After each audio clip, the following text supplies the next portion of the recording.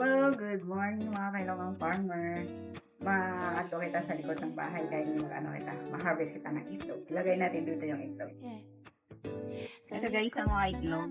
Ayan, itlog ang native chicken natin. Ayan. Ayan, i-harvest natin para ma-ipon natin yung mga itlog. Ayan. At doon na naman tayo sa ibang sa ibang itlogan ng manok natin.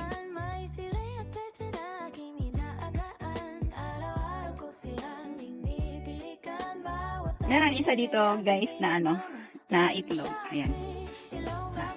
Kukunin natin. Ayan guys, dagdagan pa natin ito. Mag-harvest ulit tayo dito. Ayan. Dito lang sila nangiitlog guys. Araw-araw nag-harvest tayo ng ganitong itlog. Ito ang nakuha natin 2-4.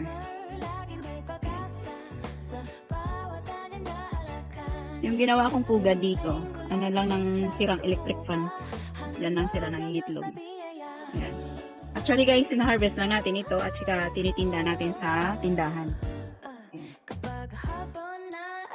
Actually guys, dito tayo sa likod. Yung na-harvest natin ngayon, ito. 2, 4, 6, 8, 10, 12, 13. 13 piraso yung na-harvest natin ngayon. So, ititinda natin ito sa tindahan. Isang piraso nito guys, dahil itlog ito na native na tag-10 ito sa tindahan natin. So guys, gustong bumili, gamot rin dito sa mga may sakit na papalakas ito ng katawan natin. Pwede ito ilaga na may kasamang saging sa umaga. Kaya na po guys, ito lang yan sa Kailangang Farmer. Thank you so much.